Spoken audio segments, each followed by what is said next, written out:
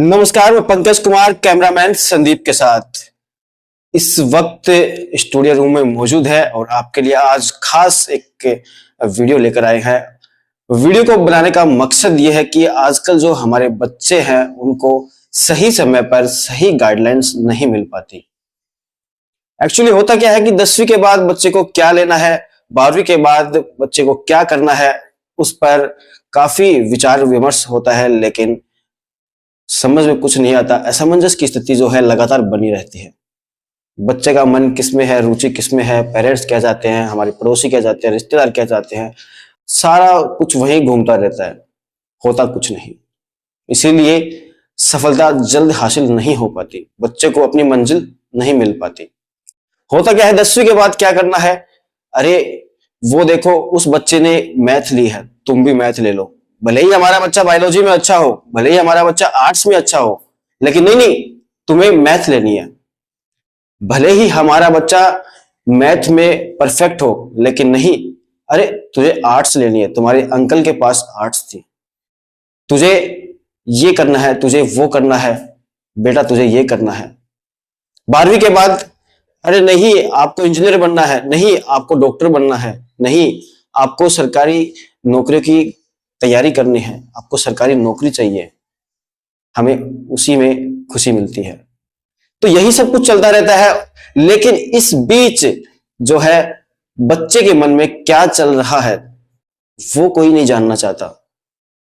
पड़ोसी क्या कर रहे हैं, पड़ोसी का बच्चा क्या कर रहा है, रिश्तेदार क्या कर रहे हैं, उनका बच्चा क्या कर रहा है, सब कुछ वही घूमता रहता है।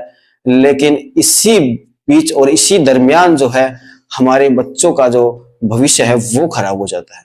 बाद में कोसते किसे, बच्चों को ही कोसते हैं। तेरे ऊपर अच्छे पैसे खर्च किए, अच्छी स्कूल कोचिंग दिलवाई, तेरे को अच्छी पढ़ाई करवाई, लेकिन तूने क्या किया। बच्चे की इसमें कोई गलती नहीं है, हमारे बच्चों की इसमें कोई गलती नहीं है, सारी गलती पेरेंट्स की होती है। आखिरकार बच्चों की कोई सुनता क्यों नहीं। बच्चे की रुचि खेल में है, खेलने हम देते नहीं, पढ़ो, लगातार पढ़ते जाओ। बच्चे की रुचि किसी और सब्जेक्ट में है और हम उसे कहीं और धकेल रहे हैं। बच्चा चाहता है कुछ म्यूजिक में अच्छा करे, कोई क्रिकेट में कुछ अच्छा करना चाहता है, कोई वॉलीबॉल में, कुछ खो खो में, अलग अलग सब बच्चे में माइंड सेट होता है उनका, अलग अलग गेम में, अलग अलग स्टडी में, अलग अलग चीजों में उनका रुझान होता है। बिल्कुल आज इन्हीं सब बातों पर चर्चा करेंगे और हमारे साथ एक चिड़ावा के शहर के निजी शिक्षण संस्था के संचालक है, उनसे पूरी जानकारी लेंगे। बच्चों को किस तरह से मोबाइल से दूर रखें, जो डिजिटल जमाना चल रहा है मोबाइल का, बच्चे उनसे अटैच रहते हैं, उनसे क्या फायदे और क्या नुकसान है। तो पेरेंट्स के लिए जितना ये वीडियो देखना जरूरी है उतना ही बच्चों के लिए देखना भी जरूरी है। तो वीडियो के साथ वीडियो के अंत तक जरूर बने रहिएगा। स्वागत है सर, एमडी स्कूल एमडी संस्था के संचालक है सुनील गांधी।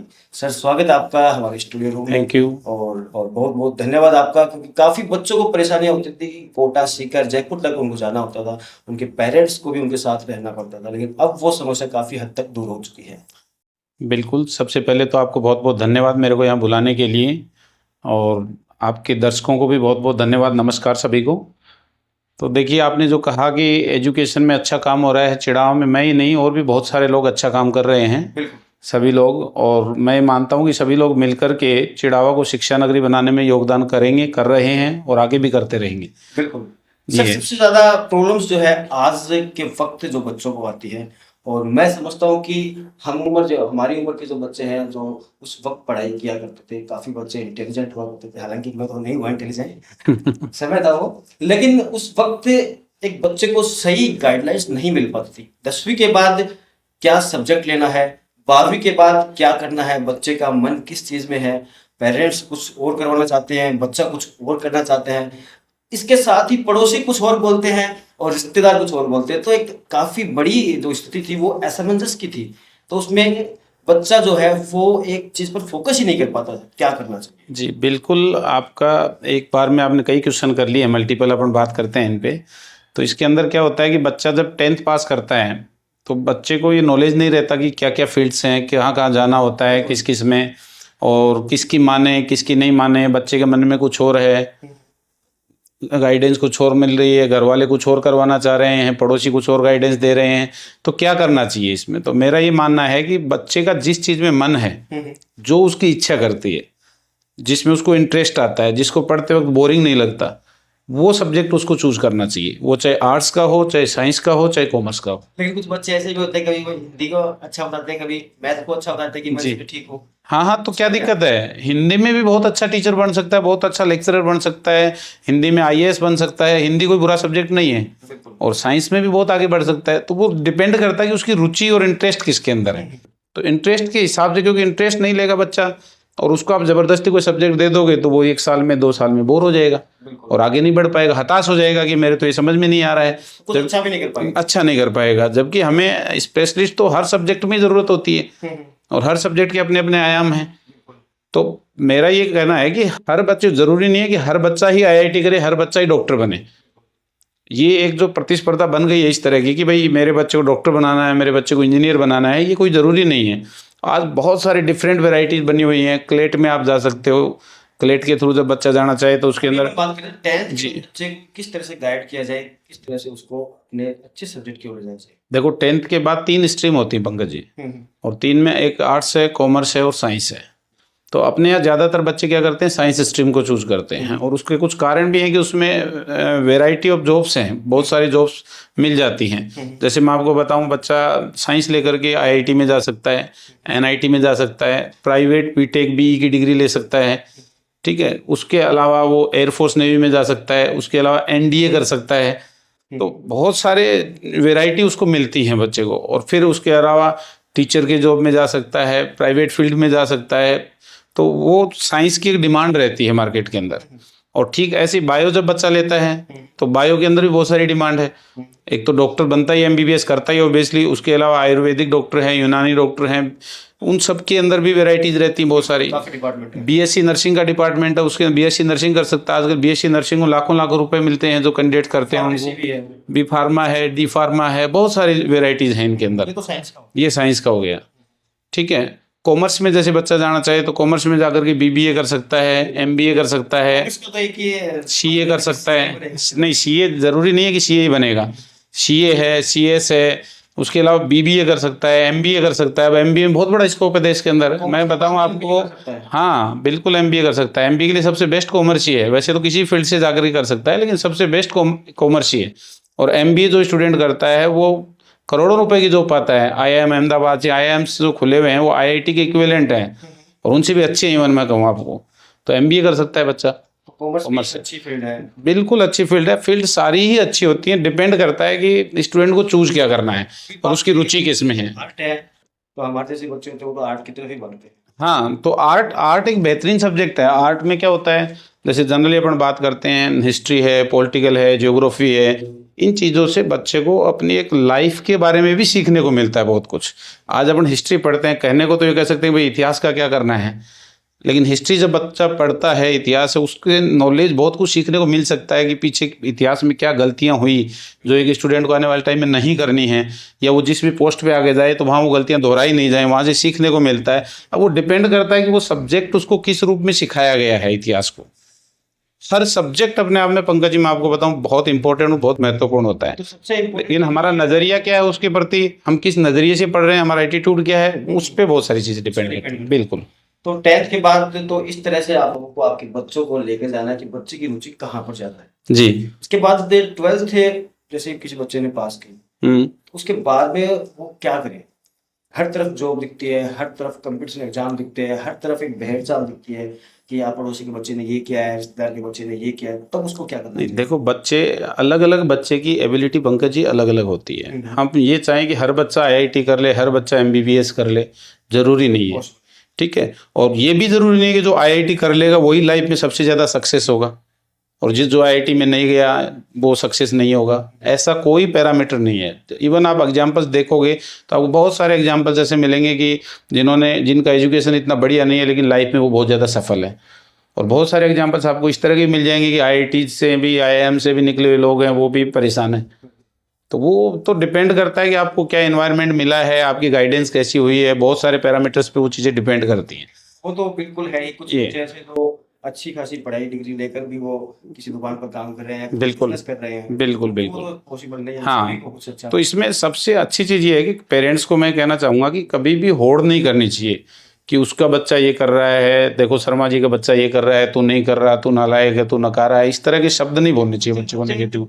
डिमोरलाइज हो जाते हैं, प्रेशराइज हो जाते हैं, फिर वो बच्चा वास्तव में समझने लग जाता है कि यार मैं तो शर्मा जी वाले बच्चे से अच्छा नहीं कर पा रहा हूँ, तो वास्तव में मैं तो हीन हूँ, हीन भावना आ जाती है बच्चे के अंदर। तो इस तरह के भाव नहीं होने चाहिए, बच्चे को मोटिवेट करना चाहिए। और हर बच्चे की एबिलिटी अलग अलग होती है। हो सकता है कोई बच्चा स्पोर्ट्स में अच्छा कर सकता है और नाम कर सकता है। आप सोचिए कि सचिन तेंदुलकर को यदि गायकार बनाया जाता है या एजुकेशन में लिया जाता तो वो नाम करता क्या देश का है, और लता मंगेशकर से क्रिकेट खिलवाया जाता तो क्या करते। तो वो अलग अलग स्किल्स होते हैं और उनको निखरने का मौका देना चाहिए हमें बच्चों को। बच्चा जिस फील्ड में जाना चाह रहा है उस फील्ड में भेजना चाहिए। तो पेरेंट्स जो है उनके लिए ये सबसे बड़ी सीख की बात है कि अपने बच्चों को कभी भी उनको हीनता के जो उसकी ओर न लेकर जाए। बिल्कुल नेगेटिव जो ही है उनको वो बातें ना बताए, उनको पॉजिटिव जो बिल्कुल कभी भी भी स्टूडेंट से नेगेटिव बातें कभी भी नहीं करनी चाहिए। उनको मोटिवेट हमेशा करना चाहिए कुछ अच्छा करने के लिए, बेटर करने के लिए, और जिस चीज़ में उसका इंटरेस्ट है वही उसको काम करवाना चाहिए। जैसे आपने वो एक मूवी आई थी 3 इडियट्स, काफ़ी पॉपुलर मूवी रही है, तो उसके अंदर भी दिखाया गया है कि वो एक स्टूडेंट फोटोग्राफर बनना चाहता है और उसको उसके पिताजी इंजीनियरिंग में डाल देते हैं और वो सक्सेस नहीं हो पाता, फिर फोटोग्राफिंग में जाता है तो बहुत ज़्यादा सक्सेस हो जाता है। भी आपने बात की इंजीनियर की, तो इंजीनियर की तरफ भी एक अच्छा रुझान चल रहा है कि भाई इंजीनियर ही बनेंगे, इंजीनियर ही बनेंगे। जी जी। तो वो भी एक तरह से भेड़ चाल हो गई है कि सभी ये देखते हैं कि यार वो इंजीनियर बन गए, अपन भी यही करें, अपन भी यही काम करें। बिल्कुल, वही तो मैं बता रहा हूँ कि भाई इंजीनियरिंग कोई बुरा फील्ड नहीं है, बहुत बढ़िया फील्ड है और उससे बहुत कुछ सीखने को मिलता है साइंस के बारे में, क्योंकि साइंस का ज़माना है, आगे आने वाला टाइम साइंस का है, तो उस हिसाब से अच्छी बात है। लेकिन आप उसमें कम्पीट कर रहे हो, कंपटीशन ये बना रहे हो कि नहीं वो बच्चा करेगा वही मैं करूँगा। मैं आपको बताऊँ, सत्य नाडेला जो आज इसका माइक्रोसॉफ्ट का CEO है, जो बिल गेट्स की जो कंपनी है उसका जो CEO है इंडिया से है, और वो कोई IIT से नहीं है, कोई NIT से नहीं है, एक सिंपल बीटेक किया हुआ प्राइवेट कॉलेज से इंजीनियरिंग की। और आप देखिए आज वर्ल्ड का एक मतलब टॉप मोस्ट कंपनी का CEO है, तो मतलब कहीं ना कहीं ये चीज़ें मायने तो नहीं रखती। बस इसमें ये पैरामीटर है कि जो बच्चा IIT में चला जाता है तो उससे ये पता चल जाता है कि ये बच्चा मेहनती है और ये जिस काम के लगेगा वो काम करके छोड़ेगा। बस क्या आर्ट्स वाला बच्चा मेहनती नहीं होता क्या? मैं यही तो, आर्ट्स वाला भी होता है, क्यों नहीं होता। UPSC के तो सबसे टफ एग्जाम है अपने इंडिया के अंदर, बिल्कुल है। और UPSC को जो फाइट करता है आर्ट्स के सब्जेक्ट लेकर के बच्चा, तो क्या बात कर रहे हो, बहुत टैलेंटेड बच्चे होते हैं। ऐसा कोई पैरामीटर नहीं है, मैं यही तो बता रहा हूँ आपको। तो मैं तो सत्य नाडेला का एग्जाम्पल इसीलिए दे रहा हूँ आपको कि वो एक सामान्य कॉलेज से बीटेक की डिग्री किया है और आज टॉप मोस्ट कंपनी का CEO बन के बैठा है, दुनिया की सबसे टॉप मोस्ट कंपनी का। तो ज़रूरत कहाँ है फिर। लेकिन IIT से पैरामीटर्स क्या हो जाते हैं ज़्यादातर कि भाई IIT जिस बच्चे ने क्वालिफाई कर लिया तो वो एक पैरामीटर हो जाता है कि वो बच्चा मेहनती है साहब, वो एक टैग लग गया उसके कि एक IIT है ना, मतलब हाँ मेहनती बच्चा है, ये जिस काम को ठान लेगा वो कर लेगा। बाकी ठान ले और कर ले तो वो बिना IIT वाला हो चाहे वो भी सक्सेस होगा। दुनिया में जो ठान लेगा कुछ करने की और वो उसके लग जाएगा तो वो चाहे IIT हो चाहे कुछ भी हो, फिर किसी फील्ड से हो वो करेगा, उसको कोई नहीं रोक सकता आगे बढ़ने से। इसीलिए मैं पेरेंट्स से कहता हूँ कि भाई आप उसको डिमोटिवेट मत कीजिए, उसको मोटिवेट कीजिए। जिस भी फील्ड में कर रहा है, जो भी कर रहा है, उसको आगे बढ़ने के लिए हौसला दीजिए रहे हैं। और मैं आपको ये बताऊं कि अपना जो चिड़ावा का एरिया या झुंझुनू जिले का जो एरिया है वो टैलेंटेड एरिया IQ वाइज सदा से ही रहा है। आपने देखा है, अभी आपने देखा रीट का एग्जाम हुआ था तो लगभग 70% सिलेक्शन झुंझुनू डिस्ट्रिक्ट के थे। तो टैलेंटेड एरिया है, बस इसको गाइडलाइन देने की जरूरत है बच्चों को। गाइडलाइन के लिए हमने ये रोज आपको नया वीडियो देखने को मिलेगा। तो सर किस तरह से बच्चे को उसकी फील्ड तय करनी चाहिए, कि किस तरह वो तय करे कि मैं इस लाइन में जा सकता हूँ आगे।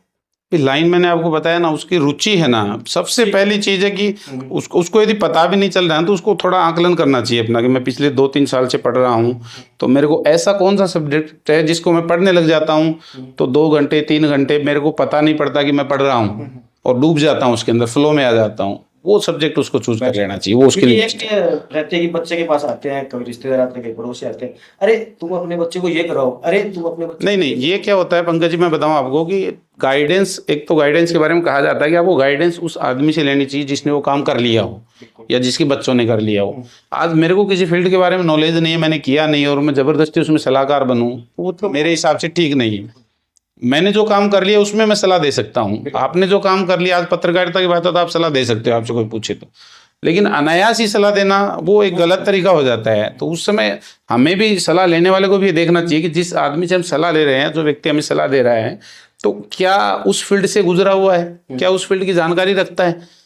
अब यदि उनको जानकारी नहीं है और हवाई बातें कर रहे हैं तो वो गलत हो जाती है, फिर वो सलाह कई बार गलत पड़ जाती है। बिल्कुल। तो सर क्या कहना चाहेंगे पेरेंट्स को और बच्चों को, दोनों को अलग अलग दो लाइन के लिए?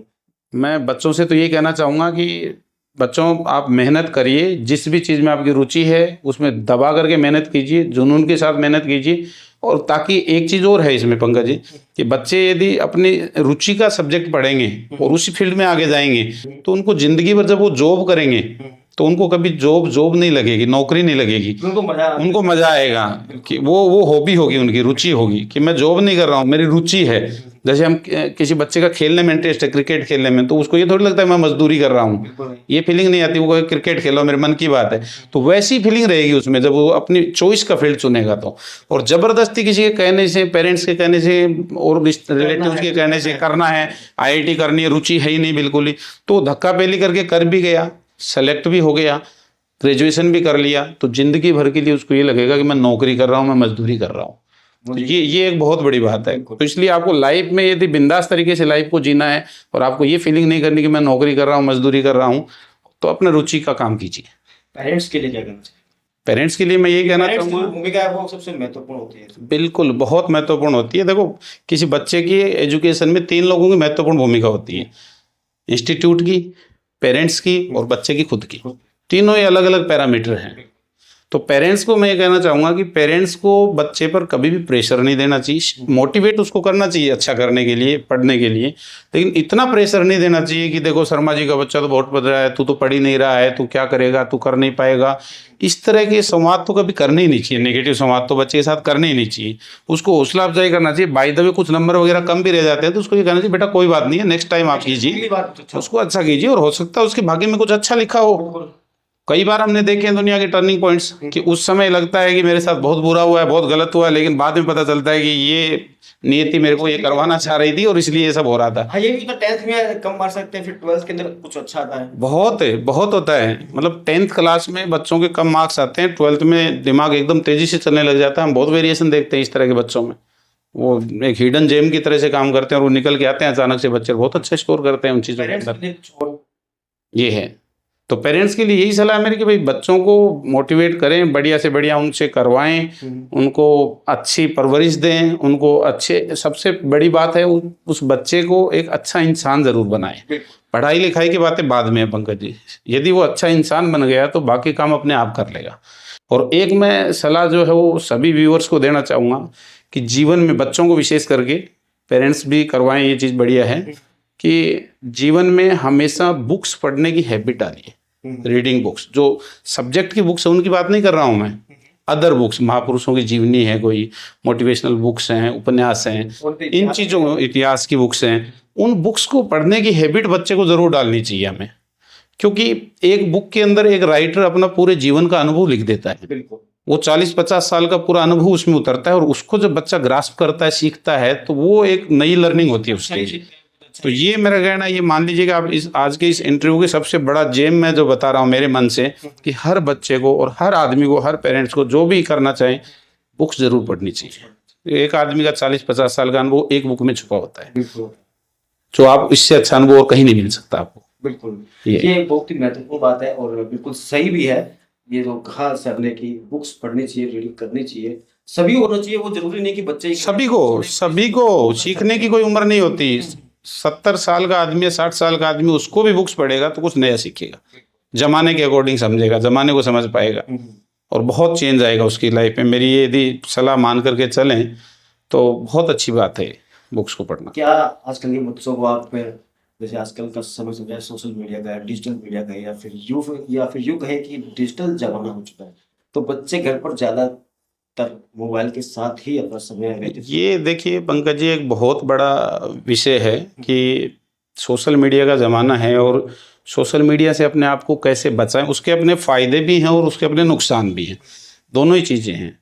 और बच्चों के पॉइंट ऑफ व्यू से मैं आपको बताऊं तो 99% नुकसान ही है, बच्चों के पॉइंट ऑफ व्यू से बताऊं तो, क्योंकि डिस्ट्रैक्शन जल्दी होता है, बच्चे समझदार नहीं होते इतने कि हमें क्या करना और क्या नहीं करना है। बच्चे ऐसे देखे हैं तो रील देखते रहते हैं, ऊपर नीचे हाथ करते रहते हैं, लेकिन सामने कुछ ऐसा कुछ वीडियो आ जाता है कि यार उसने वो चैनल बनाया, वो उससे तो 10वीं के बाद मैं भी छोड़ देता हूँ, चैनल बना लेता हूँ, 12वीं के बाद 12वीं छोड़ देता हूँ, पढ़ाई छोड़ देता हूँ, मैं चैनल बना लेता हूँ, मैं ये करूँगा, मैं डांस करूँगा, मैं ये करूँगा। तो वो पढ़ाई छोड़ के साथ साथ करे, पढ़ाई के साथ कर रहा है, पढ़ाई के साथ भी कर सकता तो है वो एक चैनल, अलग- बहुत सारे आपको यूट्यूबर्स मिलेंगे बिल्कुल, लेकिन वो जो पढ़ाई पढ़ने के छोड़ साथ कर साथ ही कर रहे हैं काम। छोड़कर ही वो सोचते हैं कि गेम के चैनल बना लूं, मैं पूरे दिन भर गेम खेलता रहूं, घर वाले है कि भाई साथ में रहते हुए भी ये चीजें की जा सकती हैं, एजुकेशन साथ में भी कर सकते हैं। ये तो एक पार्ट टाइम जॉब की तरह, साइड की हॉबी की तरह से लिया जा सकता है इन चीजों को।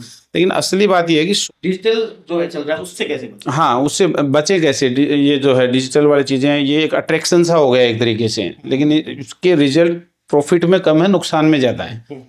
तो इन चीज़ों से बचें कैसे? तो इसके लिए तो देखो पेरेंट्स को भी गाइड करना पड़ेगा बच्चों को, और बच्चों को खुद भी समझना पड़ेगा, क्योंकि ये एक ऐसी चीज़, इसके लिए मैं आपको बताऊं सीधी सी बात कि एक दिन में हर आदमी यदि अपना टाइम नोट कर ले क्यूरियस होकर के कि मैंने कितना टाइम मोबाइल पे बिताया है, तो उसको सच्चाई सामने आ जाएगी, आंखें खुल जाएंगी। हाँ, मैं ये कह रहा हूँ कि उसकी आंखें खुल जाएंगी कि दिन भर में कितना टाइम मैं मोबाइल पे अनायास बिता रहा हूँ। जिस टाइम में कुछ प्रोडक्टिव काम किया जा सकता था, कुछ अच्छा किया जा सकता था, अच्छी बुक पढ़ सकते थे। बुक पढ़ सकते थे। बुक्स पढ़ना तो बहुत शानदार चीज़ है, एक बार जो पढ़ने लग जाएगा, एक दो बुक पढ़ लेगा, उसको रुचि भी हो जाएगी फिर, तो वो तो बहुत शानदार चीज़ है। तो लेकिन वो जो वहाँ टाइम जा रहा है, मैं कह रहा हूँ कि एक दिन का अपना टाइम टेबल बना लें कि मैंने इतने घंटे ये चलाया, इतने घंटे ये चलाया, इतने घंटे ये चलाया, तो शाम तक उसकी आंखें खुल जाएंगी मैं पर डे कितना टाइम वेस्ट कर रहा हूँ। और उसका निष्कर्ष क्या निकला? और निष्कर्ष क्या? निष्कर्ष तो है ही नहीं ना उस चीज़ का। और कई बार बच्चे कहते हैं कि हम मोबाइल पे सीख लेंगे, चीज़ें बहुत अच्छी हैं। मोबाइल पे नहीं होती पंकज जी, पढ़ाई नहीं हो सकती इतनी अच्छी। आप ठीक है, कोई पर्टिकुलर टॉपिक की लर्निंग ले ली, आपको नहीं आ रहा है, गाइडलाइन ले ली आपने, वो एक अलग बात है। लेकिन जो क्लासरूम स्टडी होती है, जो टीचर पढ़ाता है, जो टीचर काम करवाता है क्लास के दौरान उस बच्चे से, जो उसमें स्किल डेवलप करता है, उसको एनहेंस करता है, उसको मोटिवेट करता है अच्छे क्वेश्चंस करने के लिए, उसकी गलतियां निकालता है क्लास के अंदर टीचर, सामने क्वेश्चंस करवाता है, टेस्ट देना होता है फिजिकली बच्चे को आकर के, तो उन चीज़ों से निखार होता है। जबकि बच्चा प्रैक्टिकल से सारी चीज़ें हो सकती है। ये चीज़ें तो इससे छुटकारा कैसे पाए बच्चे और खासतौर पर पेरेंट्स? छुटकारा तो ये है कि भाई मन में सोचना पड़ेगा। और दूसरा ये कहेंगे कि चिड़ावा क्षेत्र और आसपास के काफी ग्रामीण इलाका है, काफी ग्रामीण से किसान के बच्चे जो है पढ़ने के लिए आते हैं, तो वो आज भी सीकर, कोटा, जयपुर की ओर रुख करते हैं। तो उनके लिए क्या चिड़ावा बेस्ट है या नहीं? देखिए, सीकर कोटा बच्चे जाते थे, अभी भी जाते हैं कुछ बच्चे। और हमने जैसे ये आईआईटी का इंस्टीट्यूट चालू किया है एमडी करियर लाइन के नाम से, और चिड़ावा में और लोग भी प्रयास कर रहे हैं हमारे साथी, तो एक अच्छा माहौल बनाने की कोशिश कर रहे हैं। और अभी आईआईटी का रिजल्ट आया है अपना, जिसमें 99.6% तक अपने बच्चों ने स्कोर किया है, तो वो अपने आप में एक बड़ा अच्छा स्कोर है। पहली साल हमने लास्ट ईयर बिल्डिंग सेपरेट की थी इसकी कोचिंग के लिए, तो बच्चों को अब दूर जाना नहीं पड़ेगा। चिड़ावा के बच्चों को न एमबीबीएस के लिए दूर जाना पड़ेगा नीट करने के लिए, और हाँ डॉक्टर यही बन सकते हैं। फिर एमबीबीएस करने के लिए जाना है उसको, नीट क्वालिफाई करने के लिए नहीं जाना है, और आईआईटी क्वालिफाई करने के लिए नहीं जाना है, यहीं से निकलेंगे बच्चे। तो चिड़ावा शहर या फिर शिवनगरी जो है शिक्षा क्षेत्र में एक अपना अलग मुकाम पर आ चुकी है और एक अलग दिशा में जा रही है। बिल्कुल बिल्कुल, बहुत आप देखिए ना, मतलब शेखावाटी टॉपर्स निकल रहे हैं, स्टेट टॉपर्स निकल रहे हैं यहाँ से, और अब आईआईटी और नीट के फील्ड में भी बहुत अच्छा कर रहे हैं, तो अच्छा होगा। चिड़ावा में बहुत पोटेंशियल है सर, अभी तो देखो, बाकी बहुत पोटेंशियल है, चिड़ावा बहुत कुछ करना बाकी है। बिल्कुल सर, आपने समय दिया उसके लिए आपका बहुत बहुत धन्यवाद। जी पंकज जी, आपको उम्मीद करता हूँ कि हमारे जो दर्शक है, पेरेंट्स जो देख रहे हैं वीडियो को, बच्चे जो खासतौर पर देख रहे हैं, उनको काफी कुछ सीखने को मिला हो।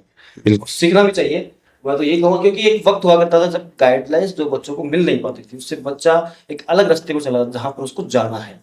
ये एक शायद अच्छा प्रयास हो सकता है। और मैं तो आपसे भी कहूँगा कि आप भी स्कूल में, आपके कोचिंग में बच्चों को जरूर कुछ ना कुछ समय मोटिवेट नहीं देते हैं, बिल्कुल हमेशा देते हैं, हमेशा देते हैं उनको मोटिवेट करने, गाइडलाइंस भी देते हैं, सारी चीज़ें बताते भी हैं। क्योंकि मैं तो कहता हूँ, हमेशा कहता हूँ बच्चों को कि भैया ये पढ़ना लिखना बाद की बात है, सबसे पहले एक अच्छा इंसान बनिए। आप अच्छे इंसान बनोगे तो सब कुछ अच्छा होता चला जाएगा, तो सबसे पहली चीज़ है। तो बिल्कुल दोस्तों, ये वीडियो कैसा लगा आपको, आप कमेंट करके अपनी राय जो है बिल्कुल रखें, और क्या और देखना चाहते हैं आप, क्या और समझना चाहते हैं, सीखना चाहते हैं, वो भी आप लिख सकते हैं, बता सकते हैं हमें।